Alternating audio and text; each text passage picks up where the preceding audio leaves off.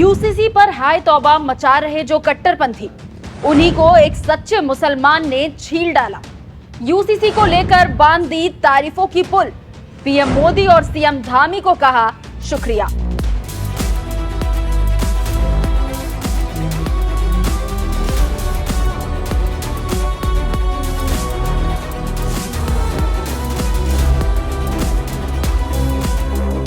नमस्कार, मैं हूं खुशबू राय, आप देख रहे हैं एनएमएफ न्यूज।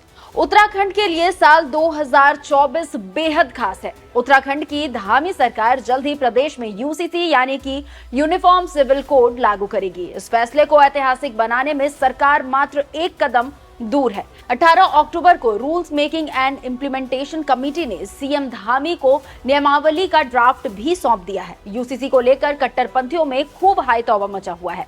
सीएम धामी के इस फैसले पर खूब सियासी घमासान भी देखने को मिल रहा है। विपक्षियों के साथ साथ कई मुस्लिम धर्मगुरु इसे मुसलमानों के अधिकारों का हनन करने वाला फैसला बता रहे हैं। लेकिन इसी बीच सीएम धामी के इस फैसले की ढाल बनकर एक सच्चे मुसलमान ने ऐसी दहाड़ लगाई है जिससे सारे कट्टरपंथी कांप उठे हैं। यह शख्स है शादाब शम्स, जो उत्तराखंड के वक्फ बोर्ड के अध्यक्ष है।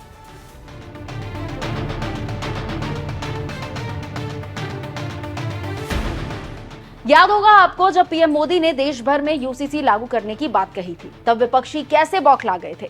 एआईएमआईएम प्रमुख ओवैसी से लेकर समाजवादी पार्टी के सांसद शफीकुर रहमान बर्क ने इस पर सवाल खड़े कर दिए।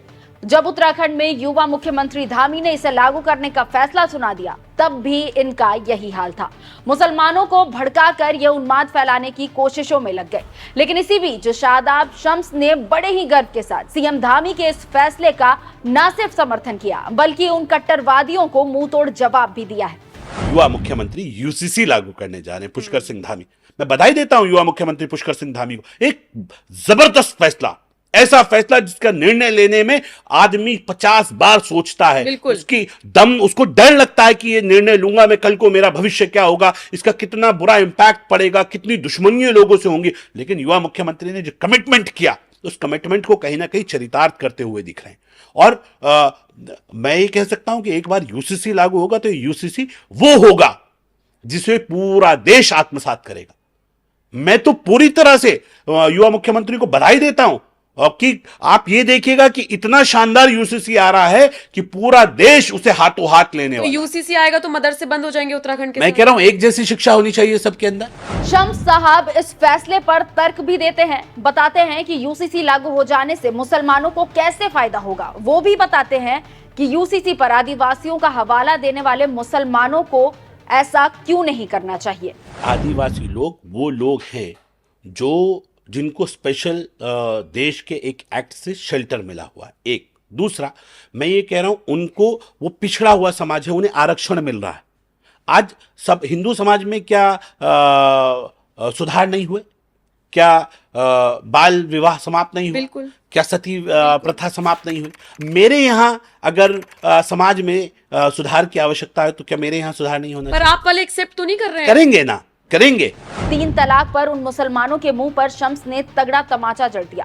बता दिया कि उन कट्टरवादियों की सच्चाई, जिनके 2 चेहरे क्या क्या है। ये झूठे और मक्कार लोग हैं जो ये कह रहे हैं कि 3 तलाक ठीक है। मुझे उस मौलाना का नाम बता दीजिए जिसकी बेटी को तलाक हुआ और उसने चुपचाप से घर में महल लेके चुपचाप से बैठ गया। मौलाना का नाम बताइए, पूछ लीजिएगा किसी से, उस मौलाना का नाम बताओ जिसकी बेटी को तलाक हुआ हो और मुफ्ती के साथ निकाह हुआ था। मेरे सामने कई सारे केसेस आए। मैं मुस्लिम राजनीति करता हूं तो जाहिर सी बात है मामले आते हैं। एक मुफ्ती साहब का कॉल आया कि बेटी को तलाक दे दिया, वो मुफ्ती बहुत बदमाश है, इसकी ठुकाई कराओ। इस्लाम तो नहीं कहता, इस्लाम तो कहता महल लो, चुपचाप से जाओ, खत्म। तो फिर क्यों कोर्ट जाते हो? आपके मन से नहीं चलेगा। जब आपको जरूरत हो आप आईपीसी का इस्तेमाल कर ले, और जब आपका मन ना हो आप कह दो नहीं हम तो नहीं मानेंगे। ये नहीं चलेगा, डबल स्टैंडर्ड नहीं, एक पे आइए ना। और अब मैं ये कह रहा हूं कि चलिए हो गई, इस्लाम में इजाजत थी उस वक्त की परिस्थितियों के हिसाब से कि आप बहुविवाह कर सकते हैं, एक से अधिक शादी कर सकते हैं। लेकिन आपको यह भी मानना पड़ेगा वो परिस्थितियां कब थी। 1400 साल पहले जब बेटियों को जिंदा जला दिया जाता था, जिंदा दफना दिया जाता था, उस वक्त जब 1400 साल पहले औरत की कोई हैसियत नहीं थी, उसे लूट का सामान समझा जाता था, तब कहा था। आज क्या कोई बाप चाहेगा कि उसकी बेटी का हस्बैंड एक शादी और करे? कोई भी नहीं चाहेगा। तो अब आवश्यकता नहीं है। आज बदलाव आ रहा है, तो आपको कई देशों में बैन, मुस्लिम देशों में भी बैन हो चुका है। और मोहम्मद साहब ने भी ये बात कही थी, जब अपनी बेटी का निकाह आपने हजरत अली के साथ किया तो मोहम्मद साहब ने कहा था कि ठीक है, निकाह की इजाजत है, आप कर सकते हैं, लेकिन एक अफजल है, बेहतर एक है। 1400 साल पहले उनके दूसरे कोट को क्यों याद नहीं करते कि उन्होंने कहा था कि बेहतर एक ही है, करने को आप कर सकते हैं, कोई परिस्थिति हो जाए, लेकिन बेहतर एक है। तो बेहतर को मानेंगे कि परिस्थितियों के हिसाब से आगे चलेंगे। और आज तो दौर बदल रहा है, आज तो बेटा बेटी इक्वल हो गए। मजहब का रखवाला बनकर सरकार के हर फैसले का विरोध करने वालों को शादाब शम्स बता रहे हैं कि यूसीसी के आ जाने पर क्या बदलाव होगा और इसका फायदा मुसलमानों को कैसे होगा। बेटियों को ताकतवर बना रहा है यूसीसी। 50% बेटियों का अधिकार, आधी प्रॉपर्टी बेटी को ऑटोमेटिक चली जाएगी। उसके जो खसरा खतौनी होंगी, बेटी है जैसे बेटे के नाम पे दर्ज होती है, ऐसी बेटी के नाम पे भी दर्ज हो जाएगी। तो बेटियों को कितनी ताकत दे रहा है यूसीसी। बेटियों को इतना मजबूत बना दिया जाएगा। अब मेरी बेटी वो हिंदू मुस्लिम तो नहीं कर रहे हैं यूसीसी में, सबकी बेटियां इक्वल होंगी, सबकी बेटियां साझी होंगी। मुसलमान बेटियों को भी हक मिलेगा, हिंदू बेटियों को भी हक मिलेगा, सिख बेटियों को भी हक मिलेगा, क्रिश्चियन बेटियों को भी हक मिलेगा। ये होता है ईमानदारी। और मेरी सरकार, चाहे मोदी सरकार हो या धामी सरकार हो, जितनी योजनाएं हैं बिना धर्म जाति देखे दे रहे हैं। 5 लाख रुपए का मुफ्त इलाज उत्तराखंड में दिया जा रहा है। युवा मुख्यमंत्री के नेतृत्व में हमारी सरकार हर उत्तराखंडी को 5 लाख रुपए का मुफ्त इलाज दे रही है। हमने तो किसी का धर्म नहीं देखा, हमने तो किसी की जाति नहीं पूछी। हम तो ये कह रहे हैं जो उत्तराखंडी है, तो जो भारतीय है, मोदी जी की योजना है गरीब भारतीयों के लिए, हर सबको राशन मिले, सबको छत मिले, प्रधानमंत्री आवास योजना, प्रधानमंत्री उज्ज्वला योजना, तमाम योजनाएं। गरीब के अंतिम छोर पर खड़ा हुआ व्यक्ति कौन है जिसके विकास की बात करिए? मुसलमान ही तो है जो अंतिम छोर पर खड़ा है। सच्चर कमेटी की रिपोर्ट ने कहा, लेकिन मुसलमानों के लिए। उत्तराखंड वक्फ बोर्ड के अध्यक्ष ने तो उत्तराखंड की तर्ज पर देश भर में यूसीसी लागू करने की भी मांग की।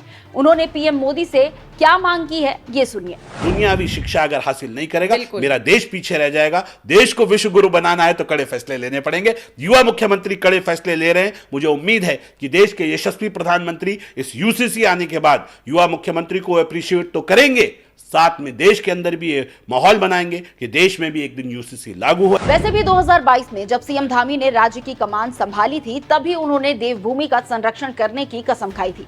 आज वो अपने हर उस वादे पर खरे उतर रहे हैं जिसका उन्होंने हवाला देकर जनता का जनाधार पाया था। यूसीसी पर न्यूज 18 इंडिया के विशेष कार्यक्रम डायमंड स्टेटस समिट उत्तराखंड में बातचीत के दौरान भी सीएम धामी ने यह साफ कर दिया था कि इसे जल्द ही लागू किया जाएगा। खैर, आप इस फैसले को और शादाब शम्स के बयानों को किस तरीके से देखते हैं, हमें कमेंट कर जरूर बताएं। नमस्कार।